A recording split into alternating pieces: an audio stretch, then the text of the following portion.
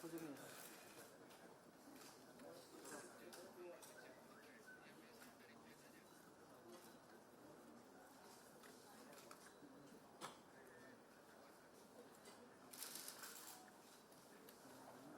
siap.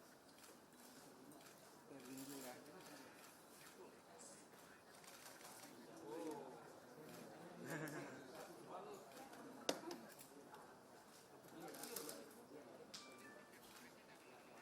Ini kita satu ya.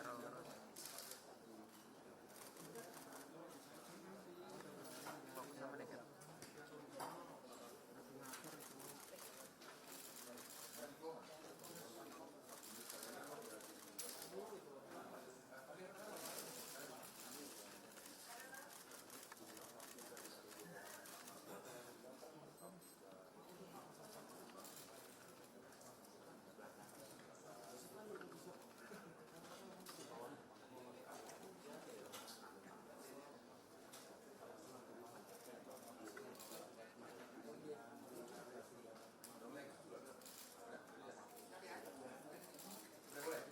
Mulai.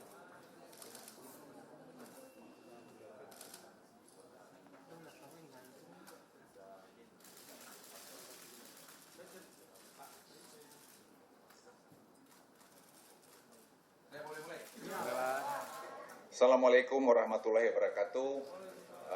Pertama-tama saya terima kasih pada teman-teman media yang bisa hadir di kantor Polhukam ini. Saya melakukan konferensi pers ini terus terang adalah tanggung jawab saya pada keluarga saya, karena apa yang berkembang di masyarakat akhir-akhir ini menurut saya telah mengganggu dignity dari keluarga saya, anak saya, istri saya. Jadi saya pikir saya sudah waktunya memberikan penjelasan ini. Jujur saya ingin katakan, tadinya saya tidak terlalu peduli masalah ini karena saya anggap itu adalah dinamika dalam kehidupan. Tapi begitu sudah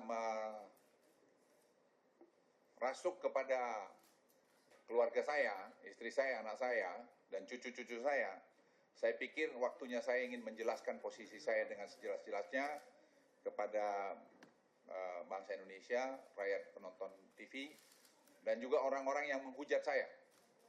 Yang saya juga ingin nanti ke depan kalau masih belum jelas, biar datang ke saya pribadi dan kita bicara di mana salah saya. Polemik Freeport ini sudah berlanjut dan cukup jauh dan membuat bangsa ini sekarang seperti terkoyak-koyak. Terkait dengan polemik ini yang berkembang di media dan masyarakat akhir-akhir ini dan sehubungan kesimpang siuran informasi yang beredar, maka saya Luhut B. Panjaitan sebagai Menko Polhukam memandang perlu untuk memberikan penjelasan yang sebenar-benarnya dan seterang-terangnya kepada rakyat Indonesia atas posisi Luhut Panjaitan yang pernah menjadi Kepala Staf Presiden dan kemudian sekarang menjadi Menko Polhukam yang disebut-sebut di dalam transkrip itu. Dalam menyikapi kasus Freeport, saya Luhut B. Panjaitan berpegang teguh pada 5 prinsip sebagai berikut. Pertama, berpegang teguh kepada undang-undang dan peraturan yang berlaku. Yang kedua, izin pertambangan harus memberikan hasil yang lebih besar bagi Indonesia dan memberikan kemakmuran lebih besar kepada penduduk di provinsi tempat tambang itu berada. Yang ketiga, izin pertambangan harus dapat memberikan kontribusi kepada pengembangan sektor pendidikan di provinsi tempat tambang itu berada. Yang keempat, izin pertambangan harus dapat menciptakan nilai tambah di dalam negeri. Yang kelima, Indonesia harus tegas dalam memaksimalkan manfaat kekayaan alamnya bagi rakyat, serta tidak tunduk kepada tekanan asing atau siapapun. Berdasarkan kelima prinsip di atas, saya Luhut Panjaitan tegas mendukung 5 syarat yang diajukan Presiden Joko Widodo dalam perihal perpanjangan kontrak Freeport, yaitu pembangunan Papua, lokal konten, royalti, divestasi saham, dan industri pengolahan. Berikut adalah dasar-dasar hukum yang menjadi pegangan saya Luhut Panjaitan dalam menyikapi kasus Freeport. Pertama, berdasarkan pasal 170 Undang-Undang Nomor 4/2009 menyebut bahwa pemegang kontrak karya yang sudah berproduksi wajib melakukan pemurnian selambat-lambatnya 5 tahun sejak undang-undang ini diundangkan. Kedua, berdasarkan PP nomor 23 tahun 2010 tentang pelaksanaan kegiatan usaha pertambangan mineral dan batu bara sebagaimana yang sudah dirubah beberapa kali dan diubah terakhir dengan PP nomor 77 tahun 2014 berdasarkan pasal 112 menyebutkan bahwa kontrak karya yang sudah memperoleh perpanjangan pertama dapat diperpanjang menjadi UPK operasi produksi. Perpanjangan kedua tanpa melalui lelang setelah berakhirnya perpanjangan pertama kontrak karya atau perjanjian karya. Kemudian berdasarkan PP nomor 23 tahun 2010 tentang pelaksanaan kegiatan usaha pertambangan mineral dan batu bara, sebagaimana yang sudah dirubah beberapa kali dan diubah terakhir dengan PP nomor 77 tahun 2014, berdasarkan pasal 112B menyebutkan bahwa 1. Perpanjangan kontrak karya menjadi UPK, operasi produksi, perpanjangan oleh Menteri setelah wilayahnya ditetapkan menjadi UPK, operasi produksi oleh Menteri. Untuk memperoleh UPK, operasi produksi, perpanjangan sebagaimana dimaksud pada angka 1 tadi, pemegang kontrak karya harus mengajukan permohonan kepada Menteri paling cepat dalam jangka waktu 2 tahun dan paling lambat dalam jangka waktu 6 bulan sebelum kontrak itu berakhir. Dengan demikian, berdasarkan peraturan disebut di atas, saya Luhut Panjaitan sebagai Kepala Staf waktu itu dan sekarang sebagai Menko Polhukam Republik Indonesia berpendapat bahwa 1. Kontrak karya yang sudah diperpanjang sebelum berlakunya Undang-Undang Nomor 4 Tahun 2009 hanya dapat diperpanjang 1 kali lagi. Perpanjangan kedua selama 10 tahun. Yang kedua, permohonan perpanjangan kontrak karya hanya dapat dilakukan 2 tahun sebelum kontraknya berakhir. Dengan dalil apapun, perpanjangan kontrak karya tidak dapat diajukan sebelum waktu tersebut, sekalipun misalnya dengan alasan investasi. Agar rakyat dapat memahami konsistensi posisi saya, Luhut Panjaitan, dalam mencikapi kasus Freeport, berikut adalah kronologis rapat dan memo yang dilakukan oleh Luhut B. Panjaitan sejak masih sebagai Kepala Staf Kepresidenan. Saya begitu masuk di kantor kepresidenan sebagai Kepala Staf, saya sudah melihat ada beberapa perkara yang perlu saya sampaikan kepada Presiden sebagai Kepala Staf. Saya adalah latar belakang militer, saya paham sekali bagaimana posisi seorang Kepala Staf terhadap komandannya, dalam hal ini Presiden. Saya diminta atau tidak diminta harus memberikan kajian, masukan-masukan terhadap macam masalah yang saya anggap berpotensi dapat mencederai pemimpin saya, dalam hal ini Presiden Republik Indonesia. Sebelum tanggal 16 Maret ini, yang ada di slide, saya sudah menghadap Presiden menyampaikan hasil kajian-kajian yang dilakukan oleh staf saya, yang ada waktu itu adalah Saudara Darmo Prasojo, Deputi 1, kemudian Saudara Purbaya, dan juga Saudara Seto, dan Saudara Lambok dalam bidang hukum. Pada rapat kabinet terbatas tanggal 16 Maret, seperti yang Anda lihat, sebagai Kepala Staf merekomendasikan bahwa proses perpanjangan Freeport perlu dikaji mendalam, karena berdasarkan peraturan baru bisa diajukan tahun 2019. Perpanjangan Freeport juga harus bisa memberikan manfaat terbesar untuk bangsa. Itu tanggal 16 Maret.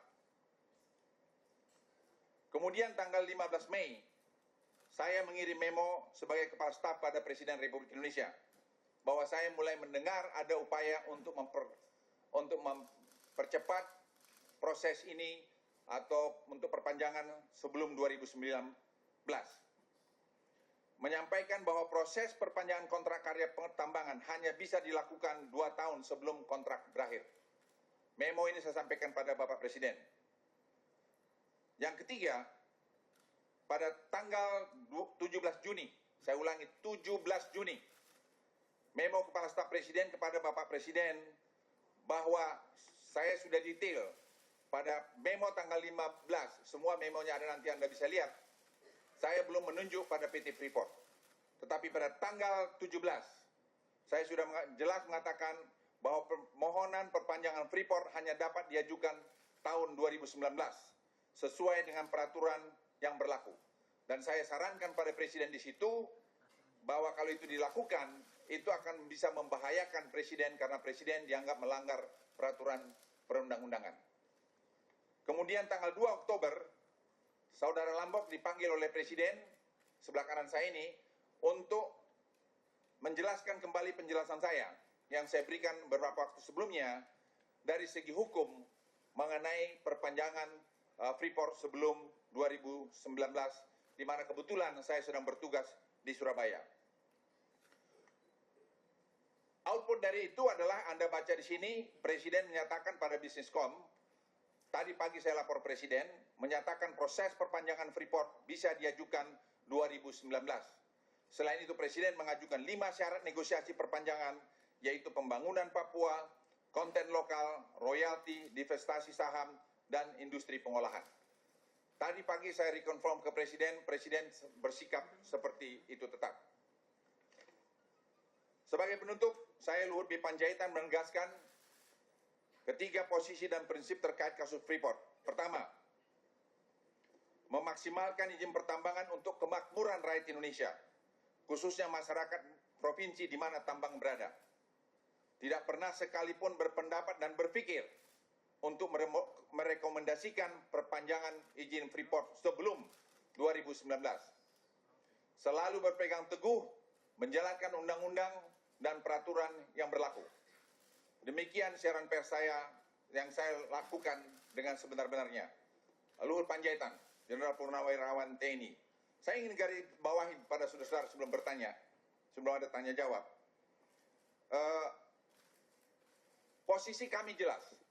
Jadi kalau Anda lihat tanggal-tanggal ini, kalau ada yang menuduh saya seolah-olah saya pernah berbicara kepada saudara Novanto atau saudara Reja untuk mempengaruhi Presiden untuk memperpanjang itu. Sekarang saya baru tahu tanggal 8 itu tadi yang rekaman, tanggal 17 saya masih membuat memo pada Presiden tidak setuju perpanjang itu. Dan tanggal 2 Oktober masih lagi tidak setuju kepada perpanjangan itu kepada Presiden. Di mana jadi saya terlibat. Itu yang membuat saya akhirnya jadi lama-lama jadi merasakan kenapa jadi tidak adil pemberitaan ini. Saya ingin orang yang bicara mengenai ini datang ke saya, tunjukkan salah saya di mana. Saya ulangi, tunjukkan salah saya di mana. Karena saya terganggu. Terganggu saya dengan 2 anak saya yang masih tentara aktif. Saya sendiri, istri saya. Ya, saya ingin berhadapan dengan orang-orang yang bicara itu. Baik, kita selesaikan secara baik. Jangan negeri ini dirusak karena rumor. Jangan negeri ini dirusak hanya berita-berita tidak benar. Saya benar-benar terganggu mengenai itu. Dan saya terganggu karena mengganggu keluarga saya. Menurut saya sudah keterlaluan. Siapa saja, saya ulangi, siapa saja, saya akan pertaruhkan semua untuk menghadapi itu.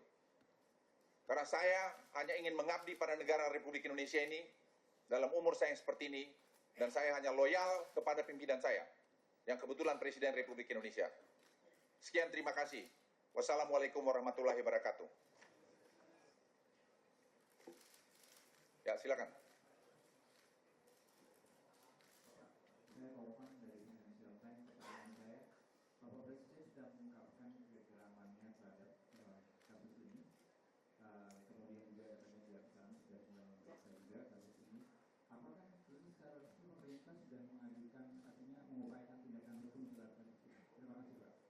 Ya kita belum tahu apa yang terjadi MKD, kita tunggu MKD apa yang keputusan MKD.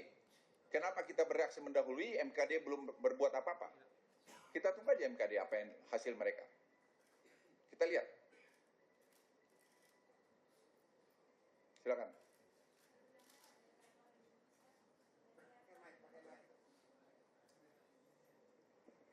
Febriana dari Republik Indonesia. Informasi yang kami terima, Bapak pernah bertemu dengan pengusaha sekali saat menjadi Kepala Staf Kepresidenan. Apa benar, Pak? Pengusaha Muhammad Rizal Khalid pernah bertemu Bapak. Siapa? Pada saat Bapak masih menjabat sebagai Kepala Staf Kepresidenan. Ya, saya pernah ketemu Reza, itu teman lama saya. Tidak ada yang salah saya lakukan, dan saya tidak tahu dia ada bahwa demikian. Dan saya pikir saya punya hak untuk berteman pada siapa saja. Dan saya juga berteman dengan saudara Novanto, dan dia sebagai ketua DPR, kami bekerja sama dengan baik, sehingga dengan demikian hubungan parlemen dengan pemerintah itu bisa berjalan dengan baik. Silakan.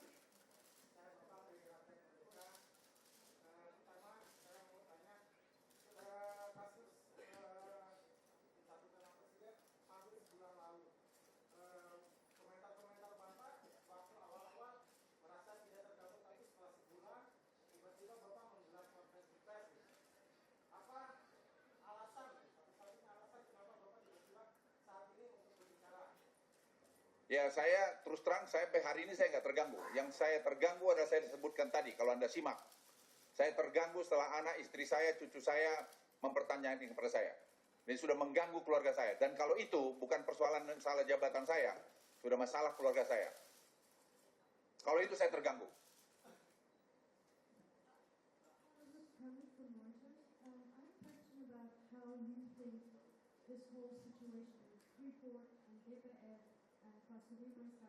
And the Istana and your office, how does this affect the image of doing business in Indonesia? And also, how does this affect the image of Parliament, which is one of the most important institutions of Indonesian democracy? Well, I think this is part of our solution to solve this problem. And I don't want to comment about my colleague, but what I'm trying to say is that we'll try to solve this problem by make it transparent explanation to the public. There is no connection whatsoever from the government of Indonesia with Pak Novanto and Pak Reza regarding of the Freeport share. Yeah. Pak Firza dari Kompas TV, pertama mau tanya soal transkrip. Kalau Bapak sudah baca, Pak bisa dikonfirmasi transkrip itu mengenai pembicaraan dari 3 orang itu apakah benar? Terus juga posisi Bapak dikatakan kalau misalnya ada urusan Pak Luhut dengan Pak Presiden ada 99% ada urusan penting yang goal, itu bisa dikonfirmasi dari hal itu. Dan yang terakhir, MKD rencananya akan memanggil Bapak hari Senin. Bapak siap dengan pemanggilan tersebut? Terima kasih. Kok siap? Saya minta dipanggil kok. Saya nggak siap kalau itu. Jadi jangan challenge saya tentara. Sepanjang saya nggak salah, saya akan hadapi siapapun dia. Ya, tentara saya keluar. Ya, saya baru reuni kemarin dengan prajurit-prajurit saya yang terjun kami 40 tahun di lalu tim-tim. Ya, saya menghadapi kematian di situ, saya nggak takut apalagi ini.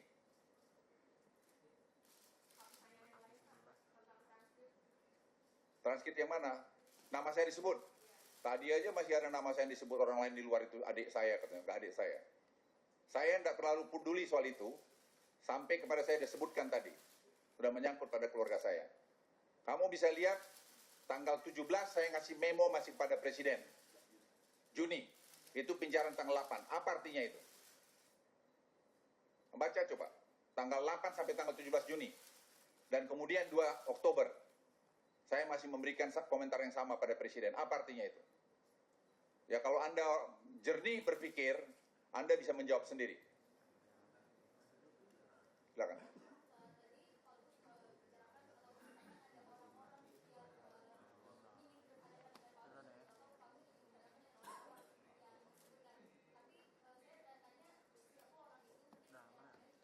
Ya, kamu bisa lihat di TV di mana itu, silakan aja ngomong itu. Pengamat-pengamat atau siapa itu yang silakan.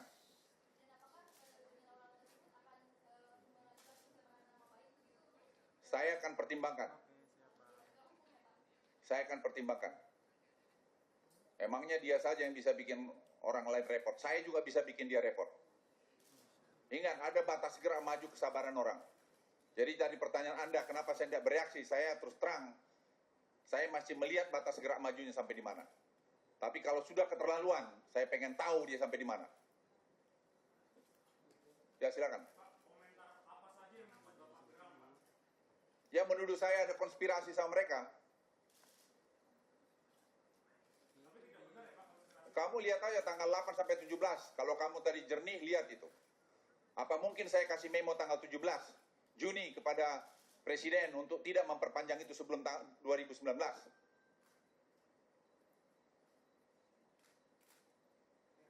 Silakan.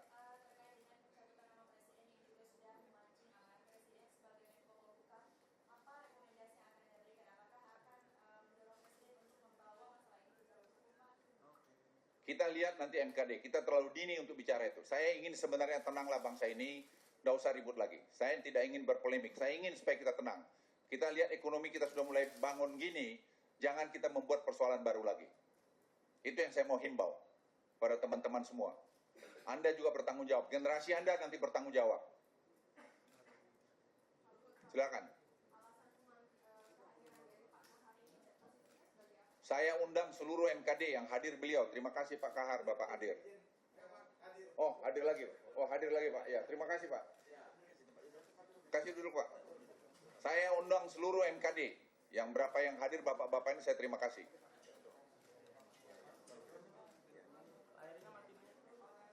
Silakan.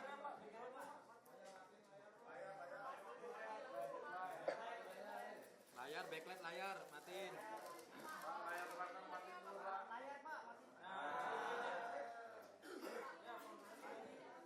Silakan, ada lagi. Ya, saya tidak tahu saya mau diundang hari Senin ke MKD, ya sekalian aja saya undang bapak-bapak ini kemari gitu. Karena apapun yang mau saya bicarakan minggu depan, hari Senin, ya barang ini. Tidak lebih dari itu. Ya. Apakah Bapak mendukung proses hukum yang sekarang sedang dijalankan oleh Kejaksaan Agung, Pak? Ya silakan aja, itu haknya Jaksa Agung untuk melakukan proses hukum itu. Kalau memang ada alat buktinya silakan. Selain itu, Setia Novanto juga melaporkan Sudirman Said ke Barreskrim. Apakah Bapak mendukung hal itu? Itu urusannya mereka. Saya tidak terlibat dalam hal-hal seperti itu. Saya ingin clearkan mengenai diri saya. Supaya clear.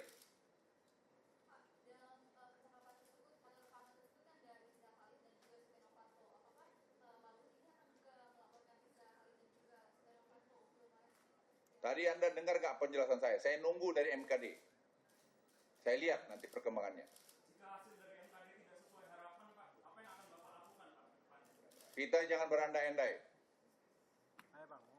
Kita harus belajar bangsa itu bermain. Itu yang membuat negeri ini jadi kacau. Karena berandai-andai saja. Anda belum ada bukti, belum jelas, sudah bikin komentar macam-macam. Silakan.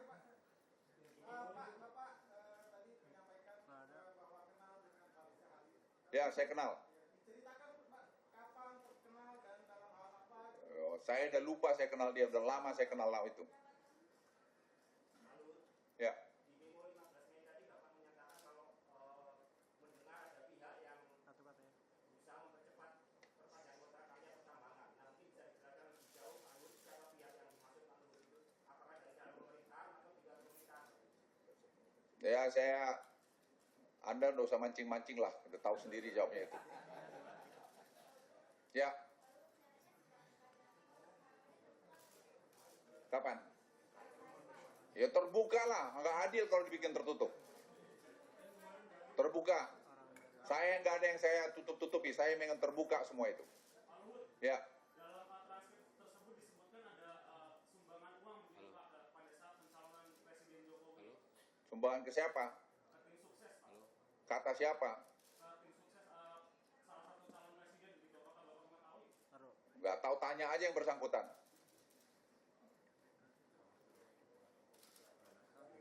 Silakan, masih ada lagi? Biar puas. Pak Kristianto mau tanya, silakan Pak Kristianto. Anda masih kuat, saya baru 68 masih kuat. Boleh beradu sama kamu. Silakan, yang belakang. Pak, ada Bukan tahun lalu, saya ketemu dia tahun 2012, bulan April, kalau tidak keliru. Saya masih pengusaha, saya diundang dia untuk ketemu, ya kita bicara. Dia minta saya gabung sama Freeport. Tapi kemudian tidak jadi karena pemerintah Indonesia tidak setuju, ya sehingga dibatalkan. Ya.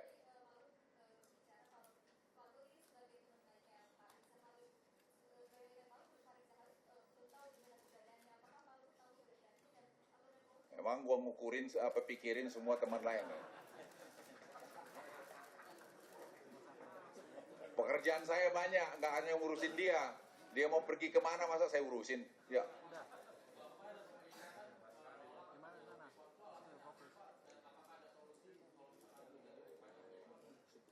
Tadi kan sudah ada, Anda sudah saya baca, Anda nggak tahu, nggak dengar. Nah kayak gini-gini yang bikin Republik ini kacau. Anda dengar dong omongan saya udah baca very clear. Perundang-undang itu sudah jelas, PP itu sudah jelas. Itu semua tidak bisa dilakukan 2 tahun sebelum itu kontrak berakhir. Itu 2019. Dan dia harus menyelesaikan dulu menyangkut masalah-masalah tadi. 1, paling tidak studi mengenai tadi smelter harus jalan. Ya, itu harus, ini belum. Banyak yang belum dilakukan ini kok ujuk-ujuk sampai kemari gitu. Itu studi kami. Ya, jadi saya tidak mau lagi terima pertanyaan ini. Nanti saya bagi ini lah biar kau baca-baca di situ, yang muda-muda. Saya yang tua aja masih hafal, kau yang muda terus tidak hafal itu. Ya, silakan. Betul.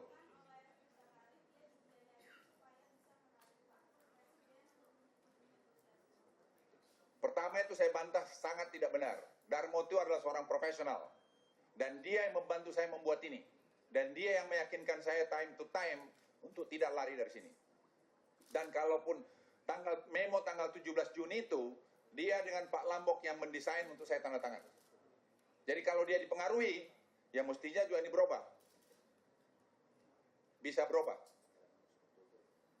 Dan tanggal 16 Oktober saya ulangi, tadi pagi masih rekonfirm dengan Presiden. Darmo itu masih makan dengan Presiden, Pak Teten, terus kemudian siapa lagi itu? Sukarni Rinangkit. Dan di situ Darmo masih memberikan penjelasan, mengingatkan pada memo ini. Ya, jadi Darmo tidak ada masalah dalam hal ini. Tidak pernah dia memberikan hal negatif untuk mempercepat proses Freeport ini. Udah? Ya, terima kasih. Masih ada? Ya boleh, saya puas-puas mula. Dengan Eko Pak dari Bloomberg, kalau dalam kasus ini kan tuduhannya adalah meminta saham Freeport gitu Pak untuk kepentingan pribadi. Nah, kalau yang disebut-sebut itu, apakah ini artinya Bapak menyangkal adanya tuduhan Bapak meminta sahamnya Freeport gitu Pak? Saya tidak pernah di situ tuh minta saham Freeport. Tidak ada saya minta. Tapi gini ya, adik-adik sekalian, Anda masih muda, ini dengar semua orang, mudah-mudahan live. Apakah masuk akal? Ya, masuk akal orang memberikan saham Freeport 20% kepada siapapun itu. 20% itu sama dengan 1,8 miliar dolar. Ya, sekarang mungkin 1,6 miliar karena market cap-nya tinggal 8 miliar dolar. Dan itu adalah public company listed di New York. Ya. Dan yang berhak memberikan itu, kalau sampai ada yang memberikan, yang menurut saya hebat banget itu, itu harus komisionernya, bukan komisarisnya, bukanlah presiden direkturnya. Presiden direktur itu kan hanya yang digaji, tidak akan punya kewenangan untuk itu. Nah, kalau orang meminta itu benar, menurut saya aneh.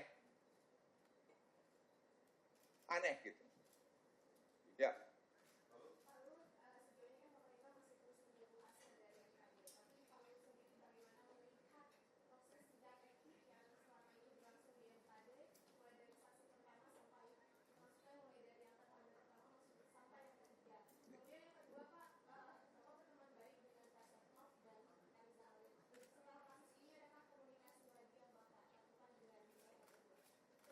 Kalau Pak Novanto, yes, saya pergi perkawinan anaknya. Ya, walaupun ada orang yang melarang saya untuk pergi, tapi itulah perkawinan. Karena dia banyak membantu membuat hubungan kami bagus antara parlemen dengan pemerintah. Dan saya melihat Salah apa anaknya kalau saya nggak datang? Saya datang ke perkawinan anak di gereja dan datang di perkawinan di resepsinya. Saya ingin didik kalian juga, jangan kalian berkawan tuh pas orang senang. Ya, soal salah dia adalah urusan dia. Ya. Tapi soal perkawanan, itu perkawanan. Dan saya ditanya presiden, dan tadi itu exactly yang saya bilang pada presiden, Pak, itu perkawanan. Apakah saya terbang? Tidak ada urusan dan pengaruh. Tapi saya ingin katakan, kalau kita kawan, berkawan. Dan saya tahu, konsekuensi saya tidak menghujat mereka. Apa itu? Pasti ada backfire ke saya. Tapi itulah cost daripada satu perkawanan. Saya ingin beritahu Anda semua. Tapi saya tidak pernah takut, karena saya tidak pernah sedikit pun melakukan apa-apa pun dengan saudara Novanto ataupun saudara Reja. Tidak pernah dia juga beli makanan sama saya. Saya beli dia makanan bakso di rumah saya pernah. Dia belum bayar lagi. Ya. Ya, terhadap siapa? Kau aja jawab.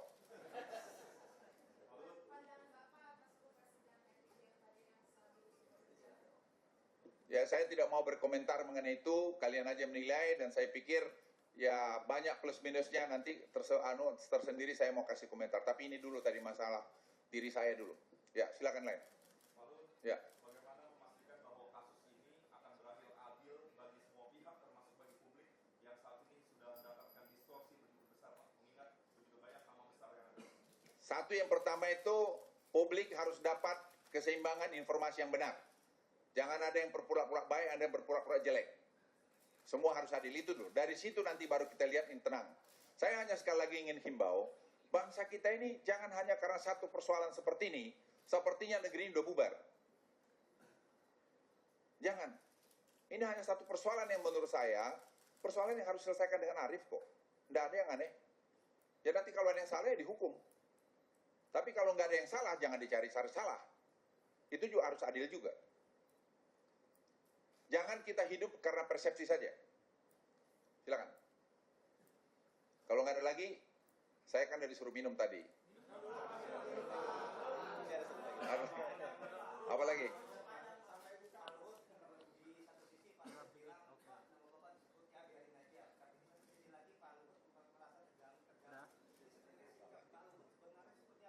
Tadi kan saya udah jawab, kamu nggak dengar. Saya jawab 2 kali lagi, 3 kali. Kenapa? Oh baru datang. Lah kalau baru datang enak lu, nggak enak gue. Oke, kalau nggak ada, sekali lagi terima kasih. Mohon maaf kalau ada di sana sini mungkin ya, saya keras, tapi itulah saya. Saya hanya ingin berbakti mengabdi buat negara ini, dan saya ingin juga menjaga keluarga saya. Kalau menyangkut keluarga saya, sekali lagi Anda pun nanti akan merasakan, Anda juga akan membela keluargamu. Wassalamualaikum warahmatullahi wabarakatuh. Sekian, terima kasih.